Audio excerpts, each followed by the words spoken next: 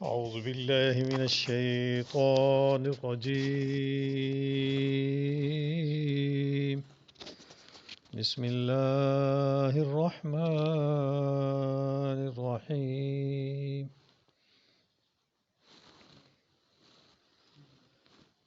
يا أيها الذين آمنوا أطيعوا الله وأطيعوا الرسول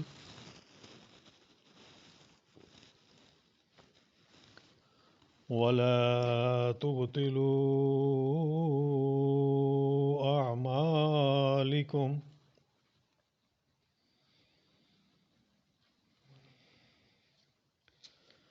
دوسری آیت یا ایہا الذین آمنوا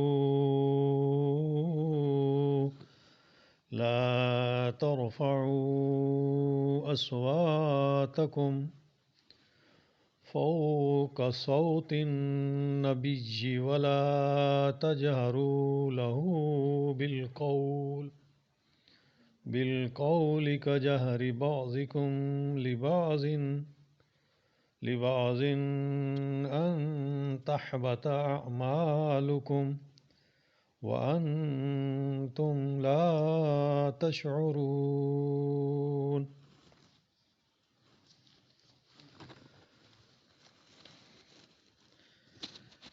اے ایمان والو، اللہ کی اطاعت کرو اور رسول کا کہا مانو اور اپنے اعمال کو غارت نہ کرو.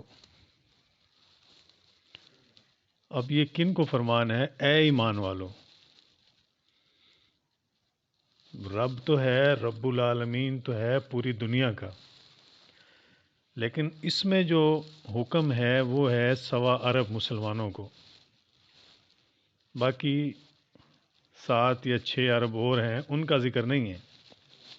اپنے پیاروں کو ہوئے اے ایمان والو. ایمان والے وہ ہیں جو مسلمان ہیں، جو آپ صلی اللہ علیہ وسلم پہ ایمان لائے، اللہ پہ ایمان لائے، قیامت پہ ایمان لائے وغیرہ. اے ایمان والو، اللہ کی اطاعت کرو اور رسول کا کہا مانو اور اپنے اعمال کو غارت نہ کرو.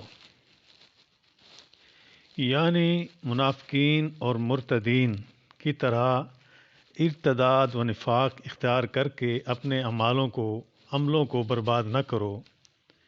یہ گویا اسلام پر استقامت کا حکم ہے. بعض نے کبائر و فواحش کے ارتکاب کو بھی ثبت اعمال کا باعث گردانا ہے. اسی لیے مومنین کی صفات میں ایک صفت یہ بھی بیان کی گئی ہے کہ وہ بڑے گناہ و فواحش سے بچتے ہیں.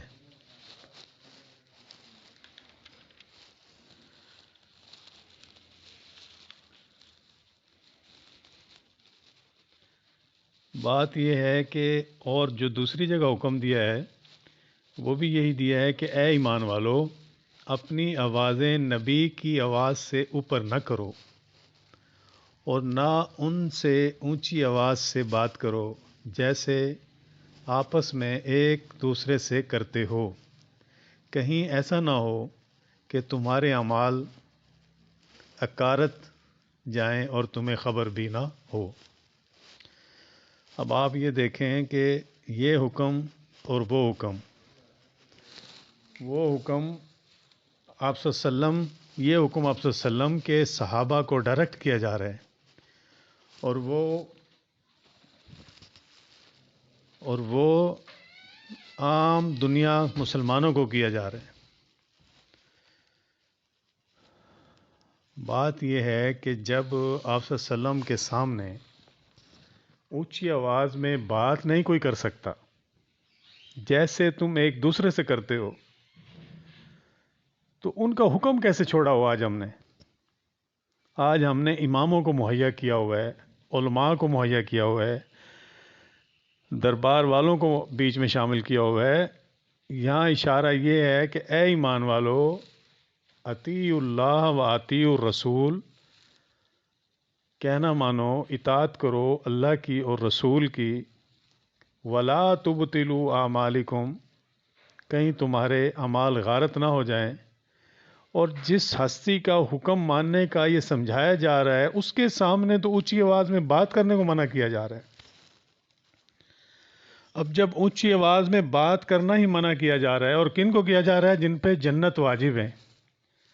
جن پہ جنت واجب ہے وہ کون ہے؟ عمر فاروق، حضرت عمر فاروق رضی اللہ عنہ، حضرت ابو بکر صدیق. ان کے مابین ایک مشورہ چل رہا تھا. مسجد نبوی میں کوئی صحابہ اور بھی مختلف بیٹھے ہوئے تھے. آپ صلی اللہ علیہ وسلم نے فرمایا کہ فلاں قبیلہ کا سردار کس کو مقرر کیا جائے؟ تو ایک نے کہا کہ فلانے کو، دوسرے نے کہا فلانے کو. اسی میں بات کرتے کرتے آواز اونچی ہو گئی تو اس کے اوپر یہ آیت نازل ہوئی. میں صرف یہ عرض کر رہا ہوں ایز اے طالب علم کہ جس نبی کے سامنے اونچی آواز میں آپ بات نہیں کر سکتے ہیں، اس کا آپ کہنا کیسے چھوڑ سکتے ہیں؟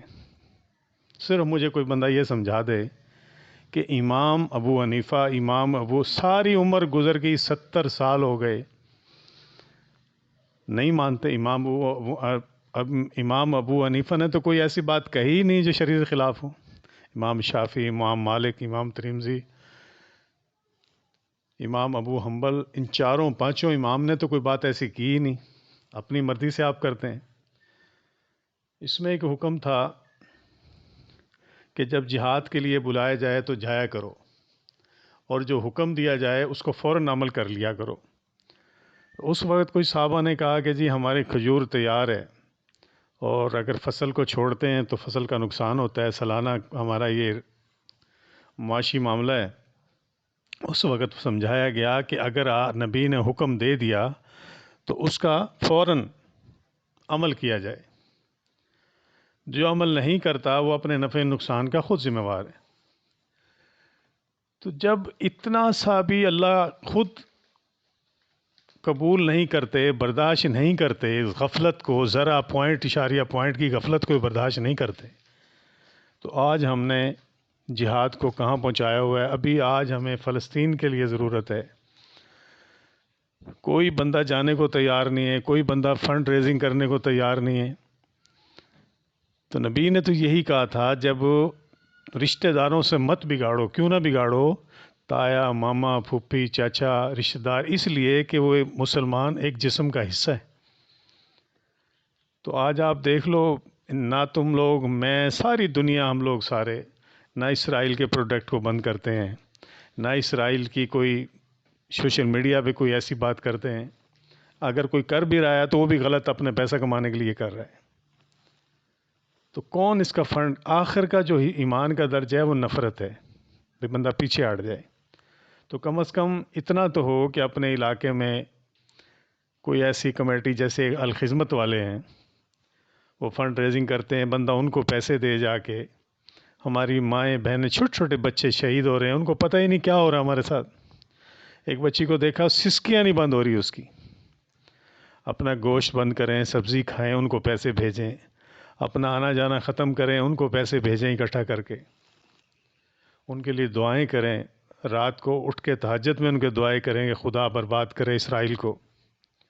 ہم کچھ نہیں کر سکتے، ہماری حکومت فارغ. ہمارے جتنے ممالک 46 ممالک جو ہیں، یہ 56 جو ممالک ہیں، وہ کس کھاتے کے ہیں؟ 0/0. آج یہ ایران کو آج 15 دن ہو گئے ہیں کہتے ہوئے کہ میں یہ کر کے وہ کر دوں گا، یہ کر کے وہ کر دوں گا. وہ آگے بم مار کے چلے جاتے ہیں، وہ وہیں بیٹھا ہوا ہے. تو یہ ہمارے لیے فرض ہے، جہاد مسلمان پہ فرض ہے.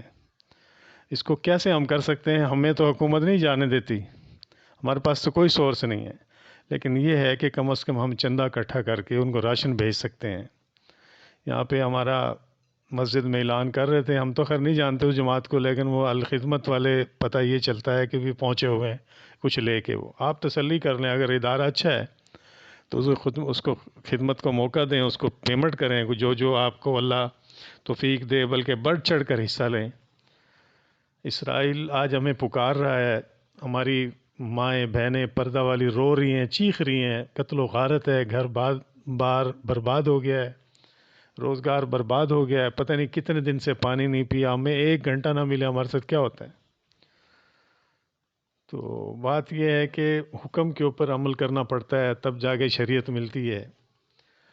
اب اگر حکم کے اوپر عمل نہیں ہے تو وہ تو جن پہ جنت واجب تھی ان کو یہ وارننگ دی جا رہی ہے کہ اگر دوبارہ تم نے آواز اونچی کی تو تمہارے عمل وان تم تشعرون، تمہیں پتہ بھی نہیں چلے گا۔ وہ بھئی ہمارے اوپر جنت تو فرض ہوئی ہی نہیں ہے، ہم تو امت ہی ہیں۔ وہ صحابہ تھے جو 10 15 جو 70 صحابہ جن کو حکم دیا گیا شب عاشرہ، تو ان کا جو ہے وہ صحابہ ان کے اندر سے ہیں، وہ ان کو جب یہ حکم دیا جا رہا ہے تو ہم تو کیا چیز ہے، ہم نے تو رسول کو مانا ہی نہیں ہے، ہم تو رسول کی جو اچھا لگا مان لیا، جو اچھا نہیں لگا چھوڑ دیا، بیچ میں امام کو پکڑا ہوا ہے۔ پوری پوری مسجد امام امام کرتی پھر ان کو پتہ ہی نہیں امام نے یہ کیا کہ نہیں کیا۔ اللہ تعالیٰ مجھے اور آپ کو عمل کی توفیق دے۔